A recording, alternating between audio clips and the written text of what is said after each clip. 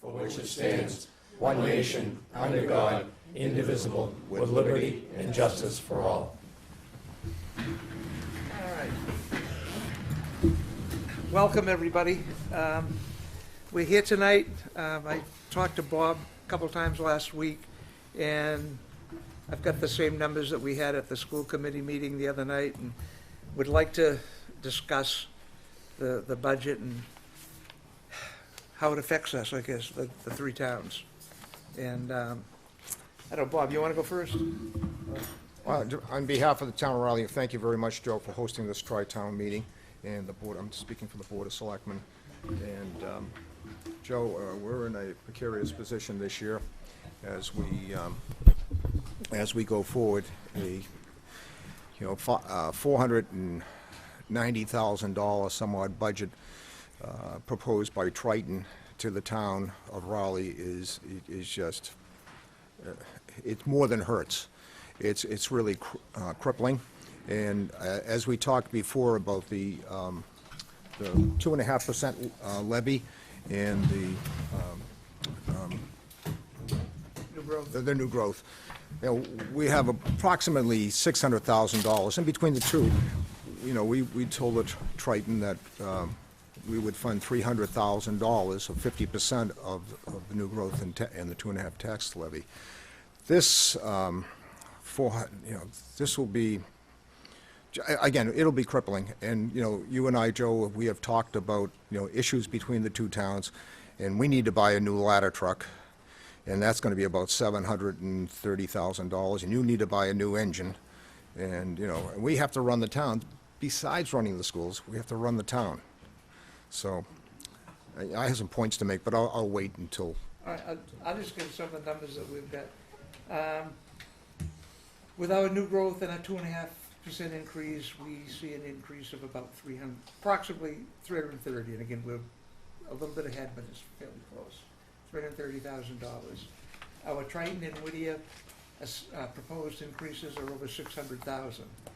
So that means cutting in $270,000 to $300,000 off of what you had for expenditures last year for the other stuff other than education. Our available reserves, we have $792,000, $792,712 free cash. We have $31,000 in our stabilization fund. We have a capital fund from some of the properties that we've sold. We've got $963,000 in that. And so that gives us a total reserves of $1,788,000. Our capital projects that we've got pending, excluding public safety, exceed $2,643,000. We're still struggling with deferred maintenance to regard to buildings and equipment, and that was deferred years ago to balance our budget, okay? And it was, we supported the schools, and as a result of that, we have a replacement, a need for an excavator. That's $138,000. Town hall septic tie-in. We're in a septic system here, and to tie into a Newburyport sewer system, that's going to be, I don't know, around $600,000. That's a rough number. We've got a septic system that's in the list there over at the Central Street Fields. That's $50,000. And all three towns use those fields, so that's a community thing. It really is. We have a fire truck replacement, like you mentioned. You've got a ladder truck. We need a pumper, an engine. $450,000.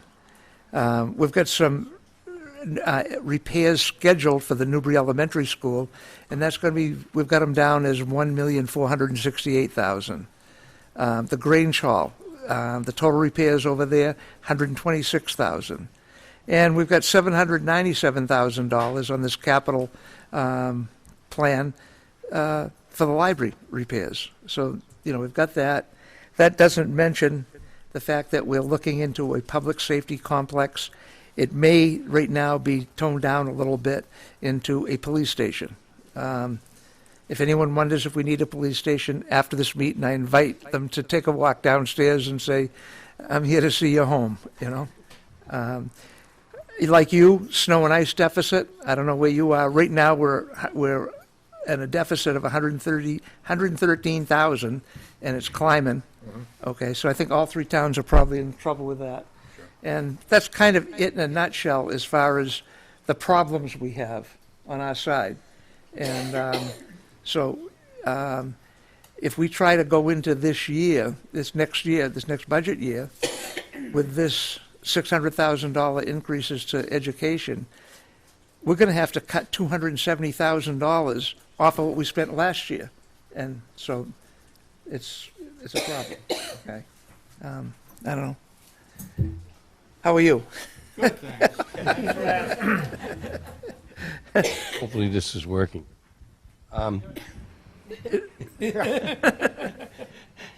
Thank you very much, Henry Richburg, Town of Salisbury, and we do thank you also for bringing the meeting. We have received the assessment, or proposed assessment from Triton, and our town manager now is working with our financial people, starting to put our budget together. That's not really going to come forward for about another 10 days, 2 weeks, but he does have the budget. He does not know at this point how it's going to affect the budget. We'll know, as I say, better in a week and a half to 2 weeks. But we're here to listen. We certainly have been going through similar things that you people have, and in years back, we were in crisis states too, so we can certainly understand, and we're here to support you and discuss openly what we'd like to, what we can do. All right, anyone else got any points before? Now, you said you had some other points? I had some other points to ask, and probably food for thought. But again, the Triton assessment is just too high for the town. We presented a letter to the school committee asking them to reduce the town's assessment during last week's public hearing. Triton has a free cash certification of $756,954. And of that amount, the school is using $68,000, which leaves $688,954 available to the school. Why can't they use some of these funds to absorb the FY15 increase? Massachusetts Code of Regulations 603 CMR 41.00 states the following: a regional school committee may use all or part of the certified balance in excess and deficiency fund as a revenue source for its proposed budget. Number two, enrollment has steadily decreased. In FY5, the enrollment was 3,444 students. In FY15, the enrollment is down to 2,678 students.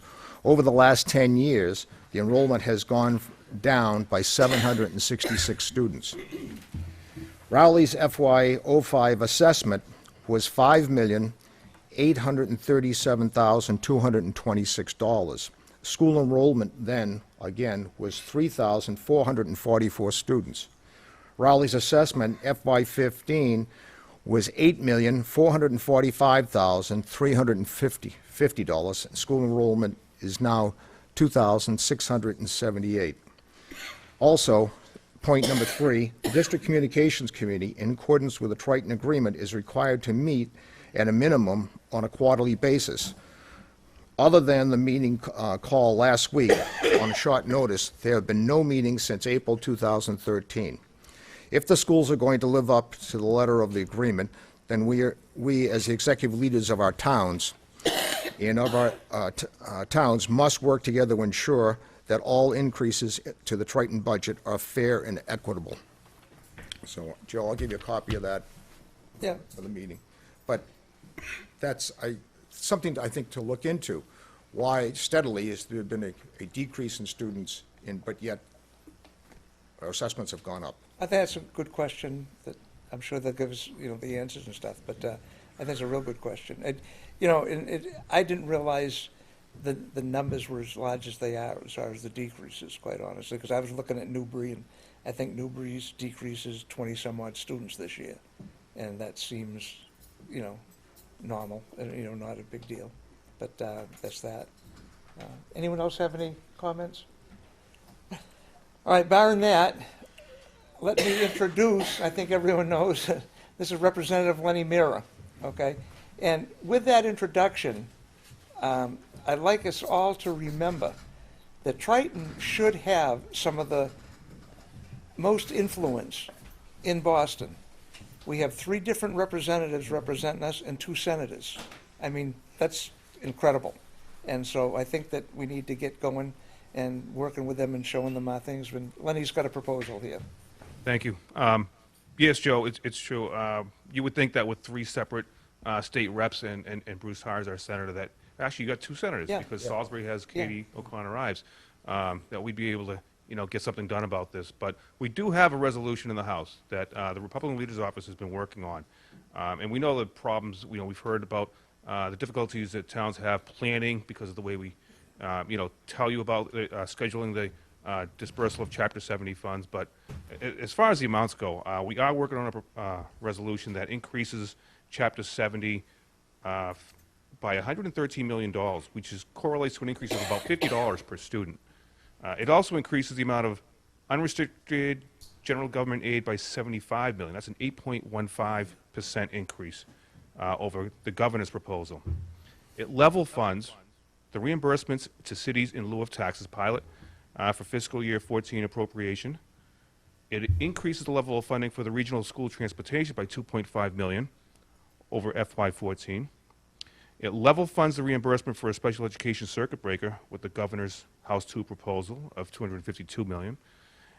And it sets the level of funding for homeless student transportation at the projected FY15 district claim amount of $14.9 million. So this is a resolution that we have right now. And, I'm new to this, so I'm just kind of learning how this all, transpires. What I knew from the beginning when I ran for the seat was that a lot of this based on that formula for Chapter 70. Now, that formula was set over 20 years ago. And according to the law that was written then, that formula was supposed to be reviewed every 2 years. And, of course, I probably don't have to tell you, I don't think it's been reviewed even once. It just never has. And, I'm looking at the amounts. I have a list of Chapter 70 disbursements here. It does seem like the bigger cities, get a lot of that money over the smaller towns, especially the ones in my district. And it's a complicated formula. It's based on assessed values of homes, per capita income, things of that nature. So I think those stats are just skewing things, and it kind of results in our towns getting a little less and the larger cities getting a bit more. So it's a formula that has to get reviewed, and it's a complicated thing. It doesn't happen very easily, but I'll end by saying this. Brian Dempsey is the chairman of Ways and Means. He's a good, honest man. He's a good, fair guy. He meets with every single state rep every single year. And you go to him with your top 3 proposals. Number 1 this year was Plum Island, getting those roads repaired that Tracy was so kind to give you the information on, in addition to those emergency access routes. Number 2 was CPA funding. But number 3, 2 years in a row now, I asked for Chapter 70 to be reviewed. And of course, he can't promise anything, but he's listening. And it's a difficult process, but it's one thing that just kind of has to be done. I explained to him that unlike these big cities, we don't have these giant commercial base of real estate that the larger cities do. So when we increase taxes for education here, it's the homeowners that get hit with it. And so it's a difficult thing to do, and I just want you to let you know. Sorry we missed the last meeting, but we are working on it. Okay, thank you. Okay. Any questions for Lenny? Actually, I have one, Joe. As I understand the state formula, the starting point is what it costs to educate a student, and you multiply it by that, by the number of students, and then you have how much can the community contribute and so forth. And what I've been told by people who know better than I, that basic cost per student really is too low to begin with. And so if you start with a number that's actually less than what we really need to spend to educate our children, then, you take what they think we can pay, and then what the state pays ends up being considerably less than what we need to make ends meet. So I don't Do you know what that number is, what they have us starting out at? I haven't researched this for a few years now, but Okay. it takes some digging on the state website, but I remember a couple of years ago trying to understand this, and I must say the formula is pretty arcane, and I'm pretty good with Yeah. numbers. And it took me about 2 days to figure it out, actually, but... Yeah, well, you're 2 days faster than me, Yeah, because I'm still full-time. trying to figure it out. It's very arcane and very difficult to But I decipher. think that base number is something that really bothered me, because if that base number is too Yeah. low, then however you want to split up local versus state aid, it's still going to be too low. And I think that's part of the trouble we're wrestling with, is that I certainly feel the same as my fellow selectmen here in Newbury. We've got to keep it in balance, sort of this 50-50 roughly balance that we've had for a number of years. You know, we can't afford to skew things, because as Joe Right. pointed out, we've given up so much during the recession, and we're slowly trying to crawl our way back out of the hole, and we can't afford another big hit. No, I certainly hear that. The person that does know a little bit more about it is Brad Hill. I don't know if you're aware, Brad Hill is going through a cancer treatment, and it's radiation and chemo, I believe, but he just went through one that just left him very ill, because he wanted to be here tonight. He understands this a lot better than I do, but the treatment has just left him too ill to attend tonight, so, you know, he apologizes for that, but he will attend another meeting, and he can, I'm certainly, promise you, he can certainly do a better job of explaining it than I can. I'm still kind of learning it. All right. Lenny just said the magic word, another meeting, okay? I talked to AJ in Senator Tarr's office today, and they're putting together, they're digging and digging into the Chapter 70 formula and everything, and Bruce couldn't make it tonight. He's got another thing that's been scheduled, and they asked me to ask us as a group, if we could request the school committee to put off the vote on the budget until they have a chance to come here. And if they put